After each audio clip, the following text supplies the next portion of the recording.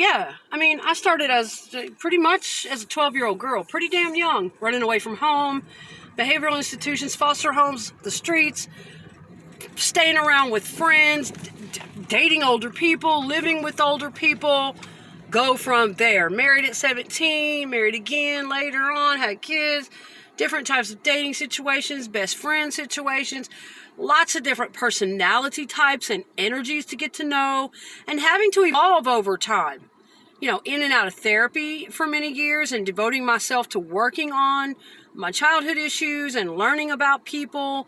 I mean, just everything. Just to me, although I struggled with a lot of things, I wasn't perfect. Hell no.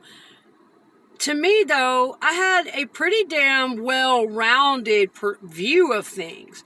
Enough experiences for a lifetime, starting that young.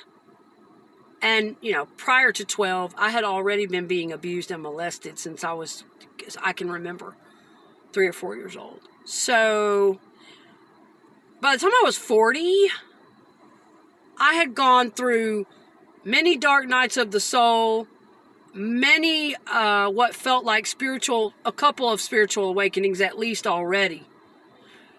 Ascension processes, just many, many growth spurts mentally and emotionally and spiritually.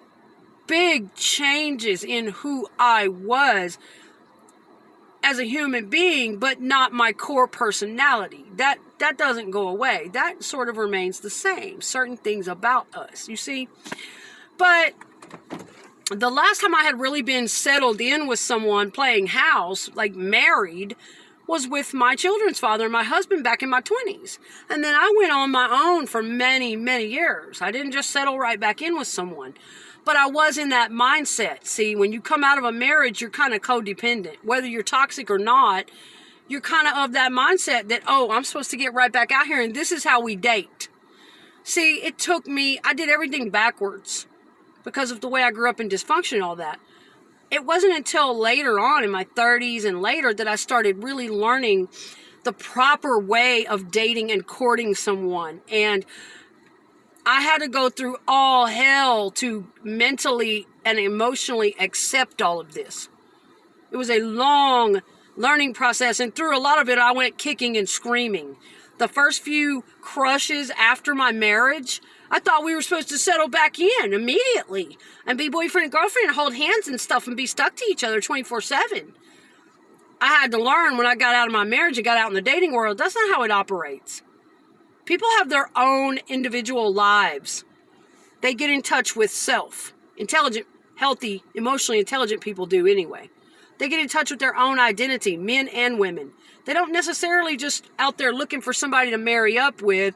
And a lot of people have goals, dreams, ambition, purposes, careers, things that they want to do. Now, if you can find compatibility to walk with you through this life, and both of you mutually respect and complement each other in those areas, then you're on to something. Someone who will not be threatened by you. Jealous, envious of your light, your strength, your ambition, your intelligence, anything. They will not be threatened. They will not try to take it away, smother it, control it. They want you to grow. They love your success and your dreams. And they walk beside you supporting those things and you for them. And neither one of you tries to do any bullshit that they would want to control. You don't provoke their insecurities. You support them. You make them secure. That's some real adult shit, okay? That's some for real shit. Some shit that these little toxic ass bitches don't know nothing about. Just saying. But by the time I was 40, it was a whole different thing than my marriage had been in my early years. Did I love that person that I was married to, my children's father? Absolutely. For the love that I was capable of experiencing at that age on that level of emotional intelligence and spiritual consciousness that I was at that age. That's how I think that works. So, I can't look back and go, oh, I never knew love until you, or I never loved. Yes, I did very much for that time and that age and that level I was on. I loved all the way, sure. But by the time I was 40, I was in a totally different place. I had a totally different understanding of love and loyalty and just a totally different outlook on life all the way around.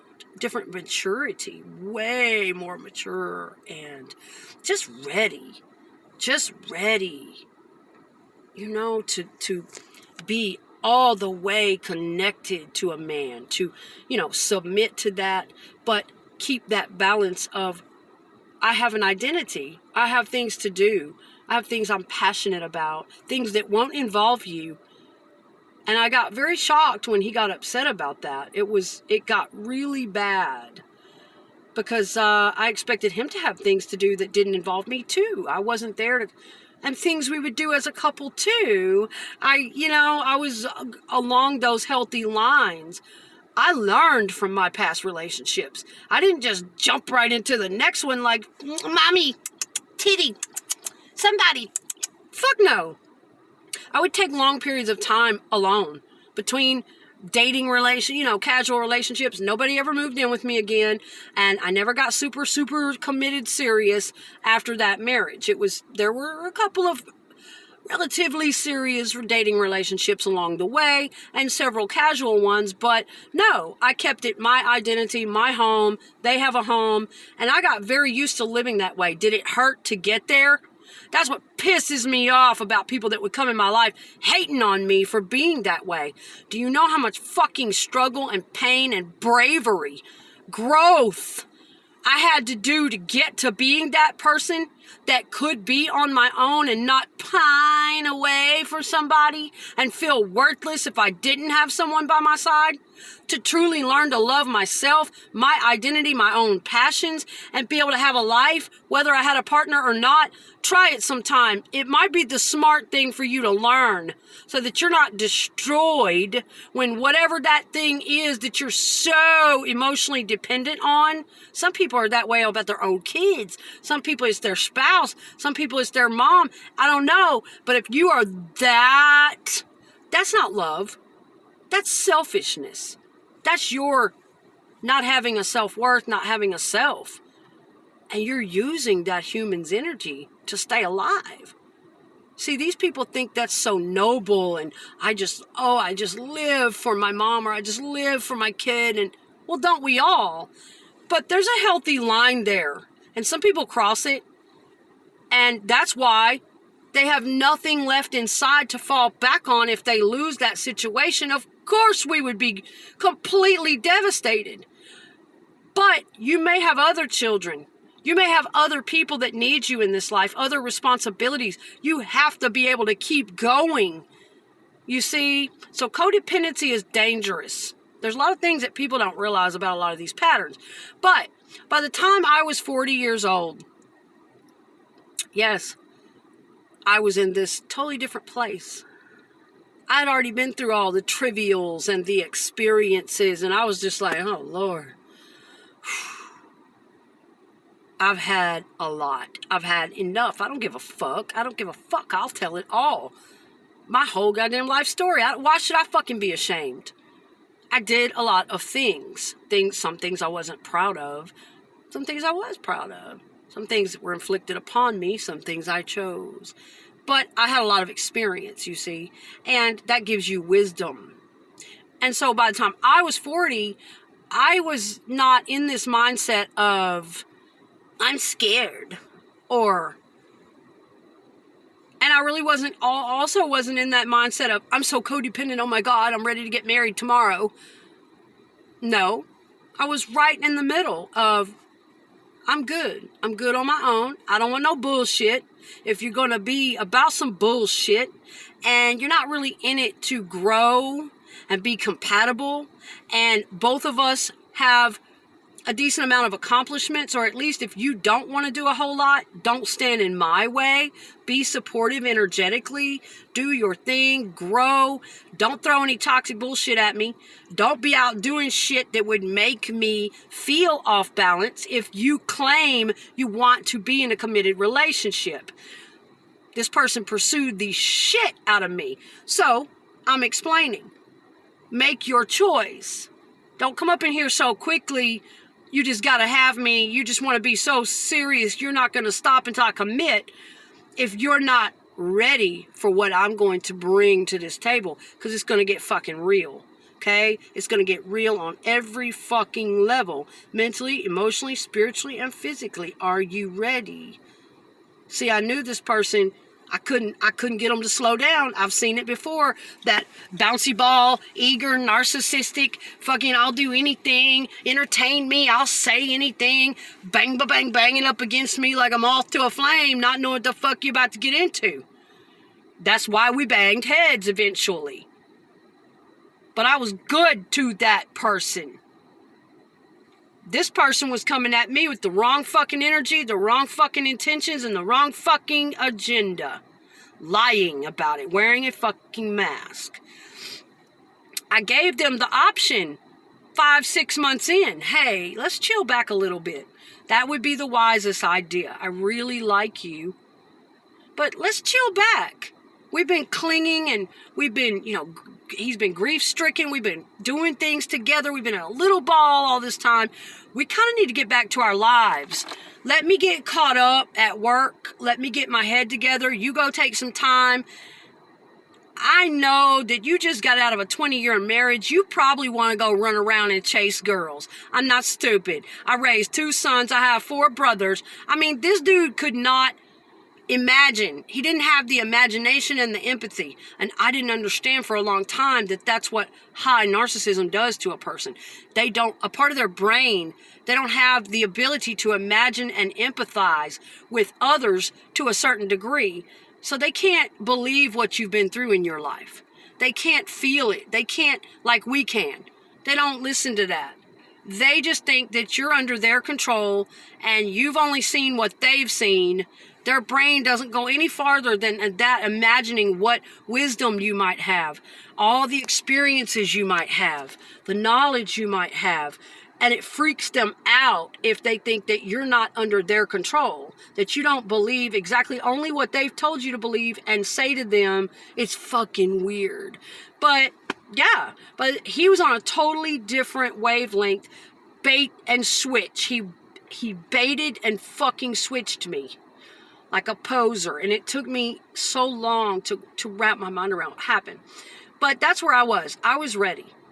I was ready for that level of devotion and commitment. I had already done it all. He was on a different wavelength. I offered him the chance to go out and be free. Don't do this, man. Let's take our time. Back off. Don't ruin this. I could already see the train wreck that he was trying to plow into my life and what he was going to end up doing to me. And I wish I had not gone along with it. But I had a lot of empathy for him because he lost a child, and I wanted to give this person the benefit of the doubt. And we do that sometimes in the wrong situations for the wrong people. And it was stupid of me.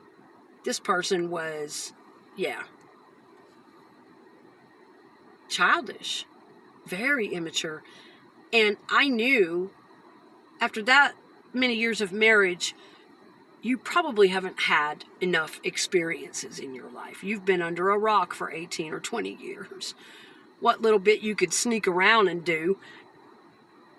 Don't you want to go out and be a single guy first before you fucking rebound here with me? Stop it. Slow down.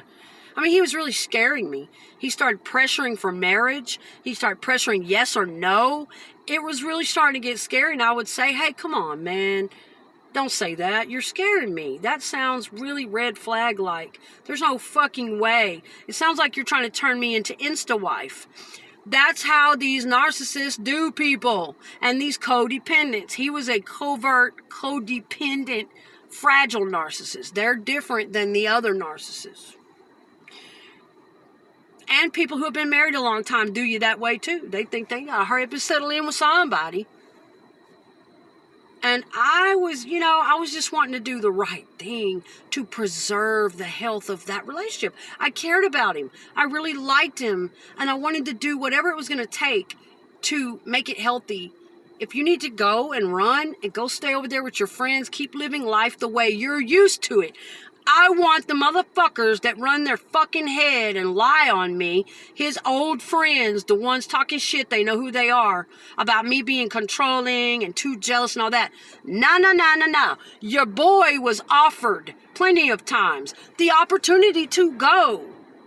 I encouraged him, please go keep hanging out with the same people that you always have, okay?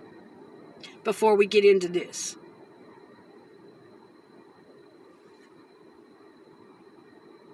Please go continue living the same life that you have, because I don't want to get too emotionally caught up too soon. I don't think it'd be healthy. You know, I fucking know. I've already been through hell with people back and forth, upside down, while he's been over there under a rock, married to the same person for a lifetime.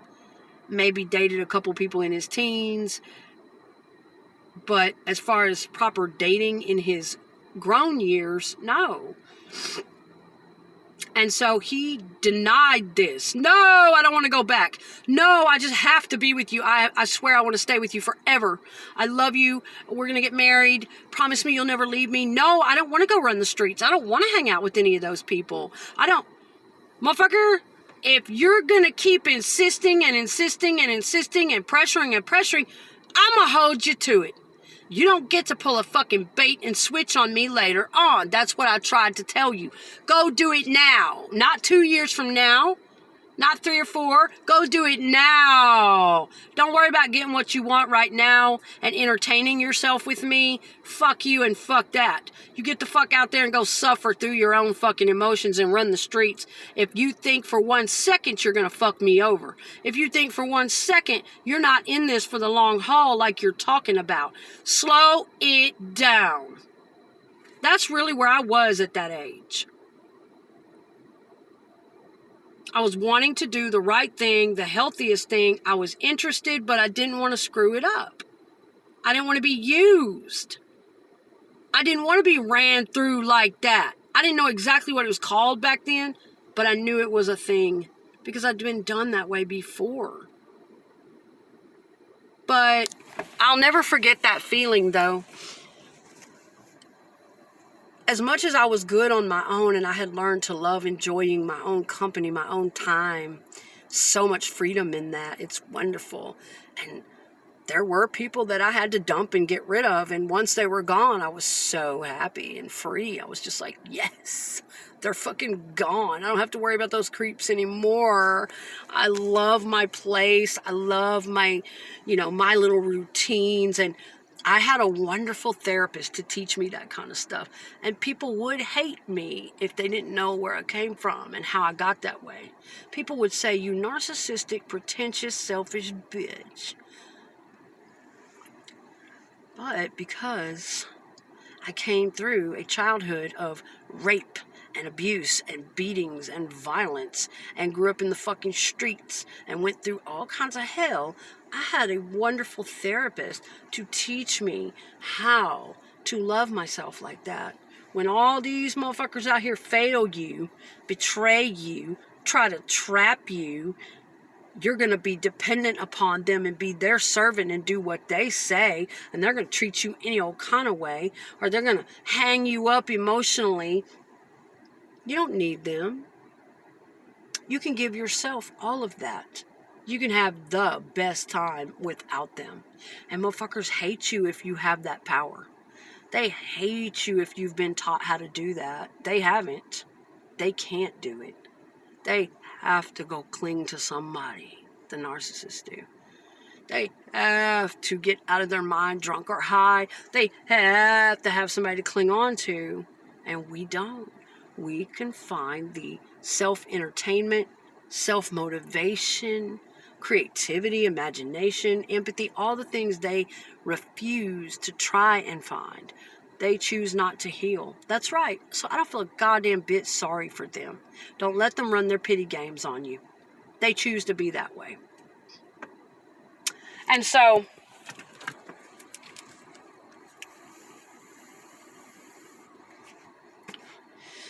he lied. He was a complete Decepticon.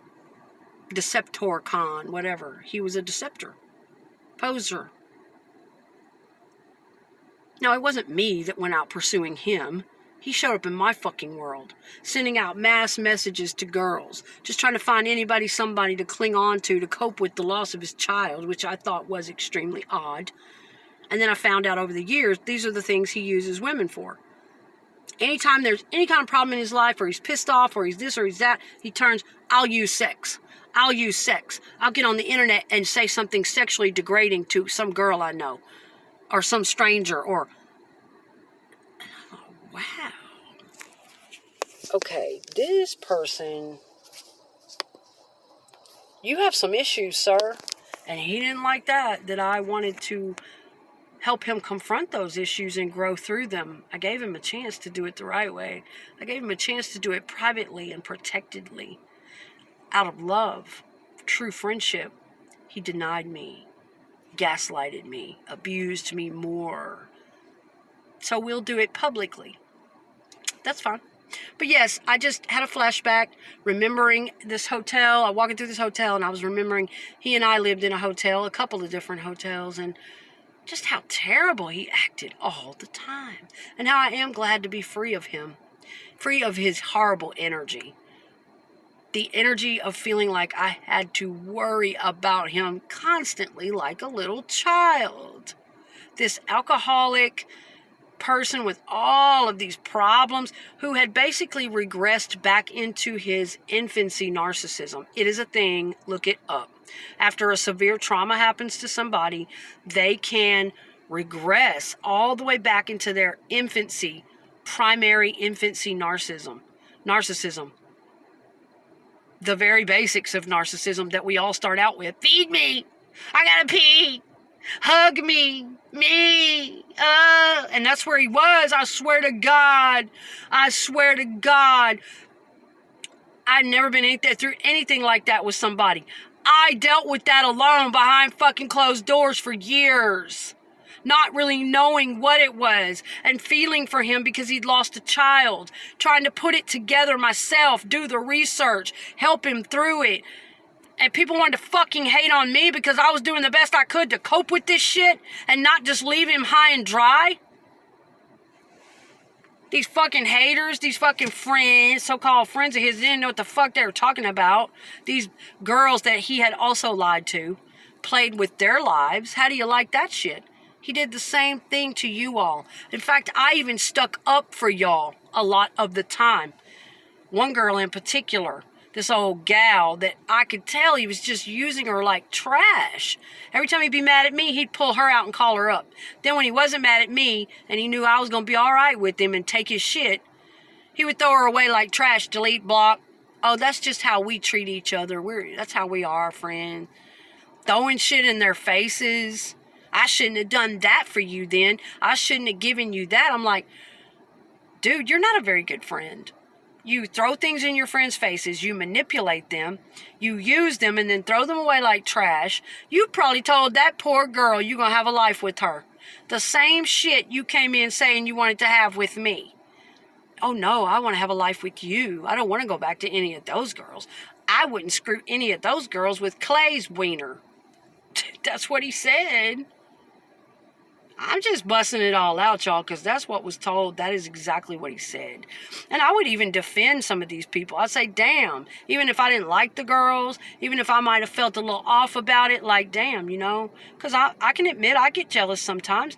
I get a little off balance if my man's been lying to me or deceiving me, going behind my back and talking shit to girls and being, weird shit. That's healthy, normal insecurity. So I don't even want to hear y'all's toxic asses talking shit. That doesn't mean I'm overly insecure. And if I am, well, that's why my ass is in therapy, bitch. I'll handle it right up. But no, I was within my lines of healthy, normal. But yeah, I used to defend some of these people like, damn, dude, you shouldn't treat women that way. I don't care if I like the girl or not. She's a human. And I don't like to see a man treat a woman like that. What do you think you're doing? You probably told that poor girl you were probably feeding her shit to suck up her disability check to buy your alcohol, you fucker. Then when you get your disability check 5 years later, you get your own disability check, you fucking fuck off and leave me and go start paying for a hooker and her dope and her alcohol because she's fun and she drinks. You're a mess, sir. You are a fucking mess. And you left me high and dry because of obsessions and ulterior motives. Not because anybody's special. Not because you give a damn shit fuck about anybody. And it probably blew up in your face because I knew she was a manipulative little thing, a little cow, a little offbeat, that really needed to be home with her children and get off that fucking dope needle. And we'll still see what happens with that. But I knew you were going down the wrong path, man. I was a true friend just trying to tell you straight up the right thing because I loved you and cared for you. And you insisted on doing me fucking cutthroat like that. Anyway, yeah, girlfriend needed to be home with her kids and not even need to be involved. I told you.